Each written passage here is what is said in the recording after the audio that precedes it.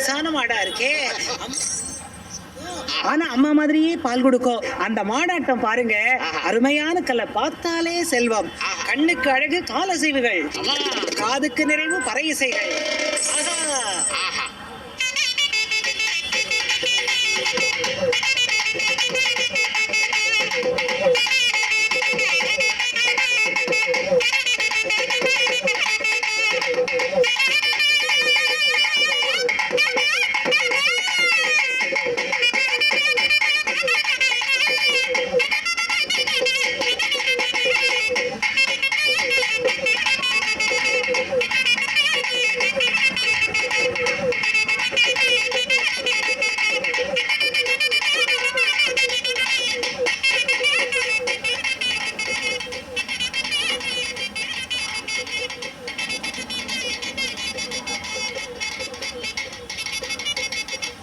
அந்த காலத்துல விலங்குகள் கிட்ட இருந்து தப்பணும்னு பறை இசைதான் அடிப்பாங்க.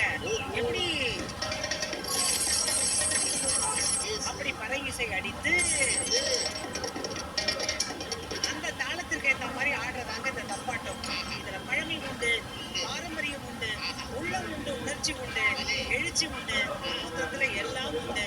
இப்ப பாருங்க.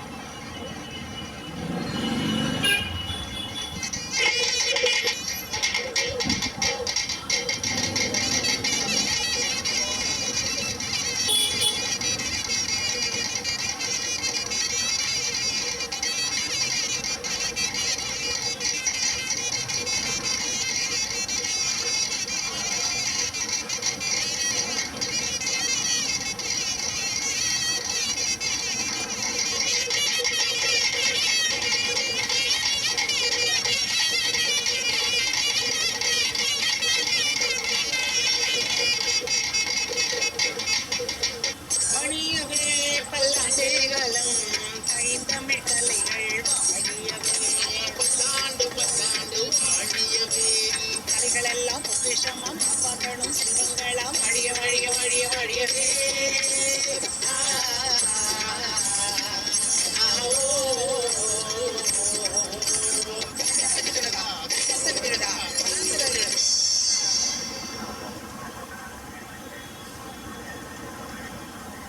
இனி ஆன்மீக கதைகள் சொல்லும் அறம் காண்போம்.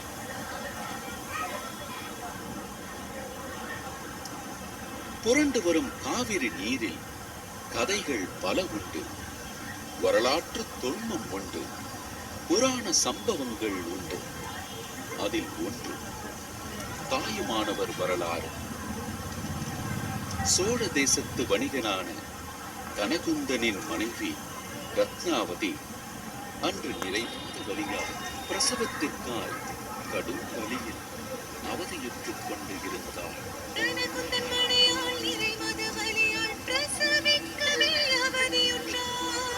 அவளின் பிரசவ வேதனை அறிந்த அவளது அன்னை உரிய மருந்து பொருட்களுடன் வருகையில் காவிரி ஆற்றின் கரை புரண்டு ஓடும் வெள்ளத்தில் மாட்டிக்கொண்டார்.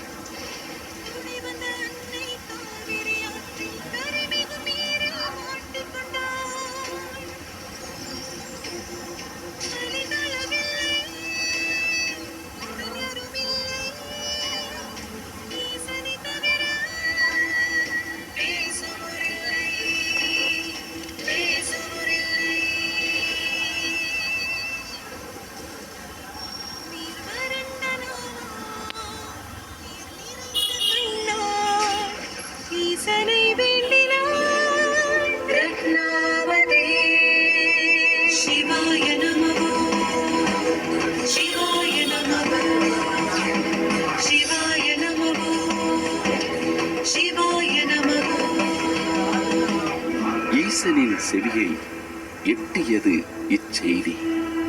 நிற்குமோ அவர் பாதம்.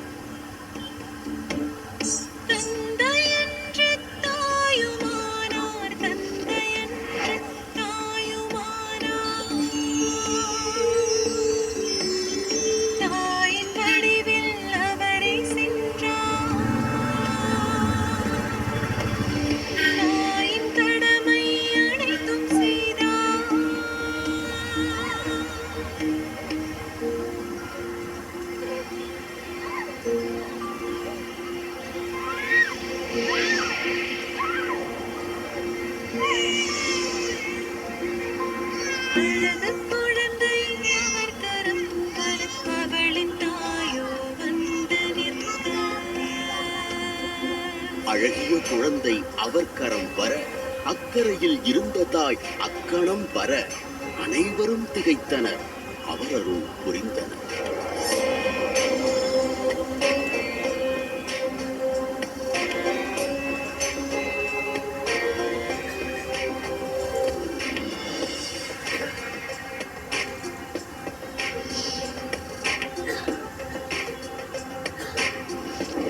இந்நிகழ்ச்சிக்கு சான்றாகவே தாயுமானவர் இன்றும் இருக்கிறார், நம்மை காக்கிறார்.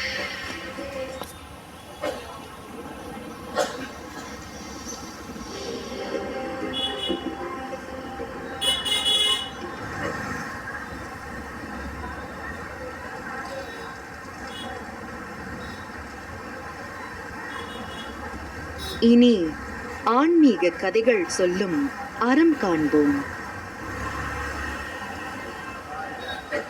காவிரி கரையின் இப்புறம் தாயுமானவர் என்றார், மறுபுறம் திருவரங்க அரங்கநாதன்.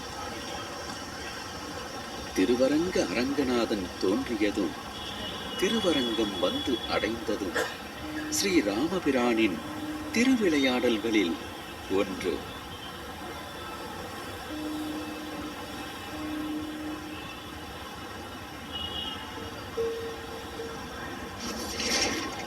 திருப்பார்கடலில் பிரம்மனின் தவத்தால் சுயம்பாய் தோன்றின திருவரங்கன். திருப்பார்கடலில் பிரம்மனின் தவத்தால் சுயம்பாய் தோன்றின திருவரங்கன். திருவரங்கன் திருவரங்கன். அவ்வாறு தோன்றிய திருவரங்கநாதரை அன்றைய அயோத்திய தேசத்து சூரிய தேவன் எனும் அரசனிடம் கொடுத்து முப்போதும் பூஜிக்க ஆசிர்வதித்தார் பிரம்மன்.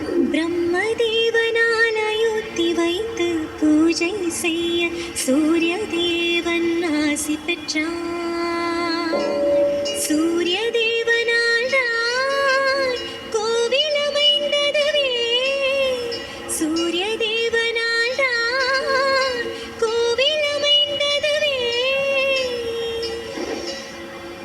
யுகங்கள் கடந்தன. சோதனை பல கடந்து ராவண வதம் புரிந்து வனவாசம் தனை முடித்து ஸ்ரீராமன் ராமராஜ்யம் அமைக்கும் நாள் வந்தது அன்று.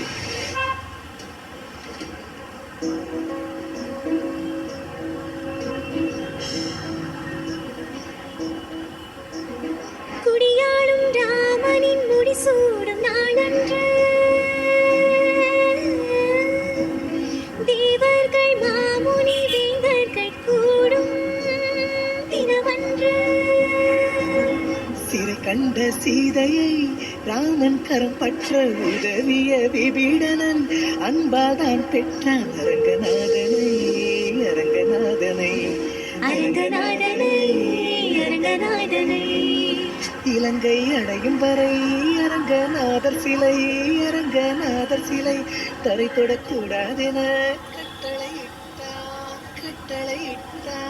கட்டளையிட்டான். அயோத்தியிலிருந்து அரங்கநாதனுடன் புறப்பட்டான் விபீடனன். காவிரி கரை வந்தடைந்தான். கரை புரண்டு ஓடும் காவிரி நீரை கண்டான். சந்தியா வந்தனம் செய்யும் நேரம் வந்தது. அரங்கர் தரை தொடக்கூடாதென்னும் கட்டளையும் உடன் நினைவிற்கு வந்தது. அங்கு இருந்த கணம் பொருந்திய பிள்ளையிடம் சிலை தரை தொடாமல் வைத்திட கரம் கொடுக்க கேட்டான். சிறுவன் தலையசைக்க விபீடனன் ஆற்றை நோக்கி சென்றான். அரங்கநாதன் ஆட்கொள்ள சிறந்த இடம் அதுவென நினைத்தான் அதுவென நினைத்தான். அரங்கநாதனை அரங்கநாதனை தலையிறக்கினான் தலை தொட வைத்தான் தலை தொட வைத்தான். சந்தியா வந்தனம் முடித்து வந்த விபீடனன் தரை தொட்ட சிலை கண்டு தூக்க முயன்று தோற்றான். பொல்லா பிள்ளை யார் என்று தேடிச் சென்று பார்த்தான். இலை உச்சி ஏறிய அப்பிள்ளையை கோப மிகுதியால் விபீடனன் கொட்டிட உச்சி பிள்ளையாராய் அவரானார். கோப மிகுதியில் விபீடனன் இட்ட கொட்டு வடுவாய் இன்றும் அவர் தலையில் உள்ளது. யுகங்கள் கடந்தன. காவிரி வெள்ளத்தில் அரங்கர் மூழ்கினார். பின் சோழனுக்கு கிளி ஒன்று வழிகாட்ட அரங்கனை மீட்டெடுத்து சோழன் கோவில் எழுப்பினார்.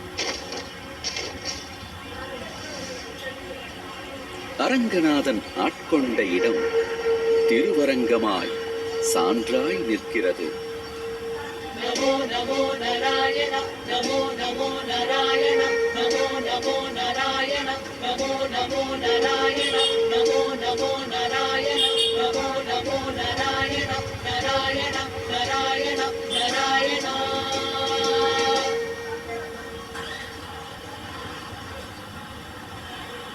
நம் திருச்சிராப்பள்ளி தனது மலைக்கோட்டை மூலம் வீரம் சொல்லும் வரலாறு இங்கே.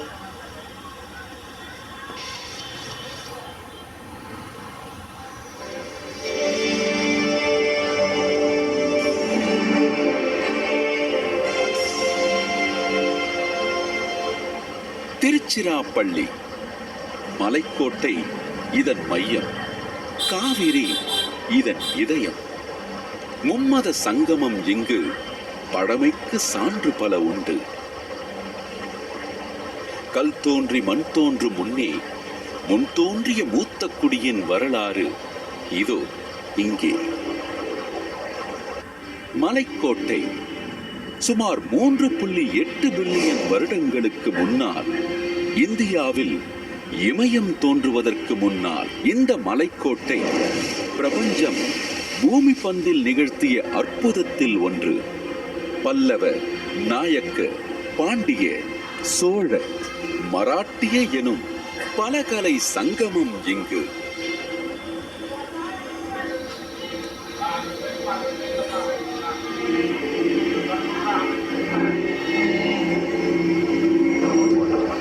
காலம் கிபி 5ஆம் நூற்றாண்டு. மலைக்கோட்டையின் கம்பீரத்தால் கவரப்பட்ட பல்லவர்கள் தனது சிற்பக்கலையின் எல்லையை விரிவாக்க எண்ணினர். கல்லிலே கலிவண்ணம் காண்பதில் வல்லவன் மாமல்ல தேசத்து பல்லவன் அவன் மாமல்ல தேசத்து பல்லவன் அவன் மாமல்ல தேசத்து பல்லவன் மலைக்கோட்டையை கண்டது உள்ளவகின்றவன் கற்குகைகளை வடித்தான் சிலை அமைத்தான் கலை வளர்த்தான் சிலை அமைத்தான் கலை வளர்த்தான். மன்னர்கள் தனது ஆட்சி அதிகாரத்தை நிலைநிறுத்த தனது எல்லைகளை விரிவாக்கம் செய்து கொண்டிருந்த காலகட்டம் அது. கிபி 5ஆம் நூற்றாண்டில் பல்லவ பாண்டிய போர் நிகழ்ந்தது.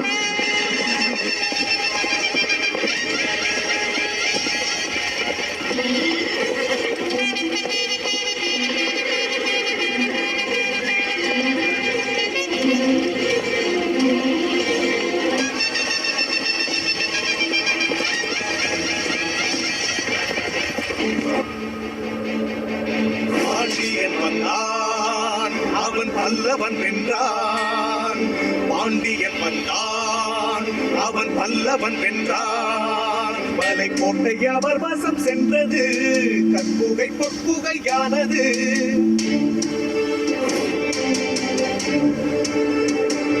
மலைக்கோட்டை அவர் வசம் சென்றது கற்புகை பொற்புகையானது.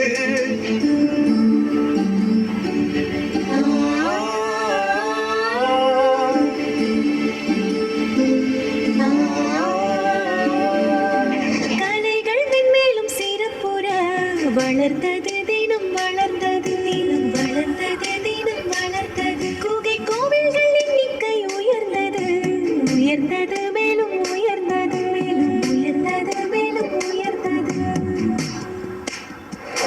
அதன் பின் கிபி 10ஆம் நூற்றாண்டு வரை பாண்டியர்களே மாறி மாறி ஆண்டு வந்தனர் மலைக்கோட்டையை.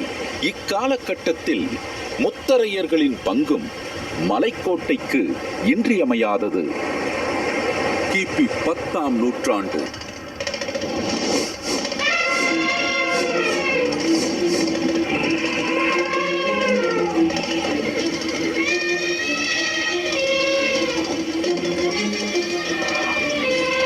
சோறுடைத்த சோழ நாட்டு சோழர்கள் போரெடுத்து பாண்டியரை வென்றனர்.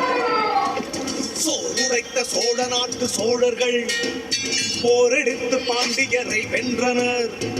சோழர் பெற்ற வெற்றி நிலைக்கவில்லை, விஜயநகரம் நீட்டியது அதன் எல்லை.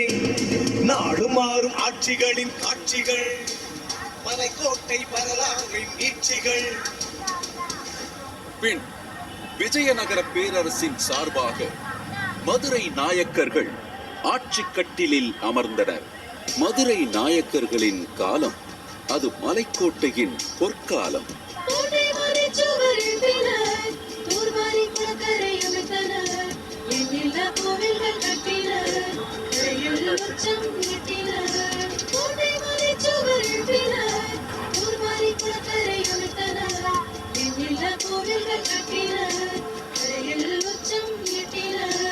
உச்சம் உண்டென்றால் முடிவும் உண்டல்லோ.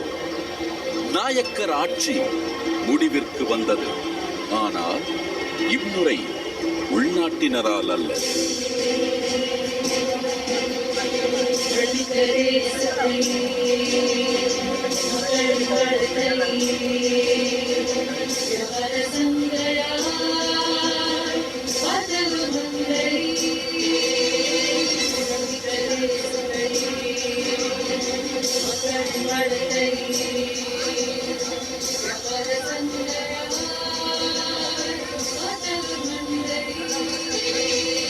ஆங்கிலேயர்கள், பிரெஞ்சு, டச்சுனர், போர்த்துகீசியர்,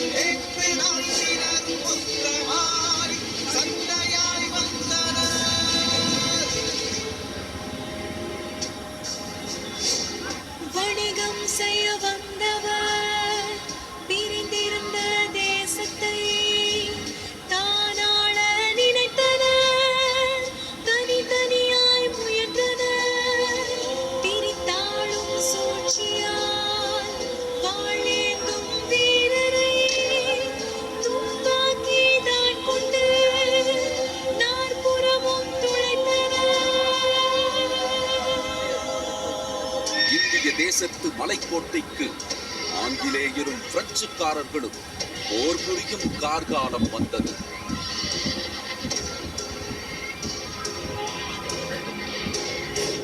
பின் மலைக்கோட்டை ஆங்கிலேயர் வசம் சென்றது.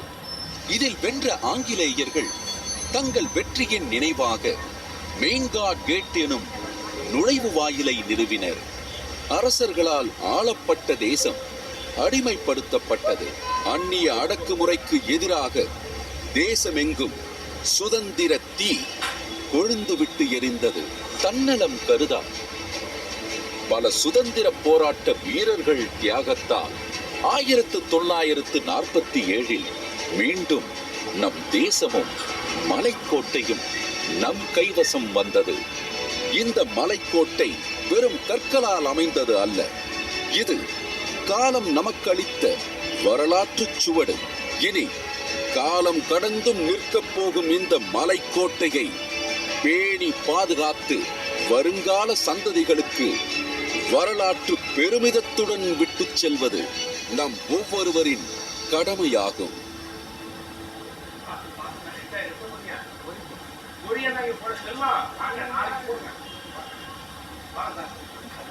நீர்த்திரையில் வர்ணஜாலங்கள்.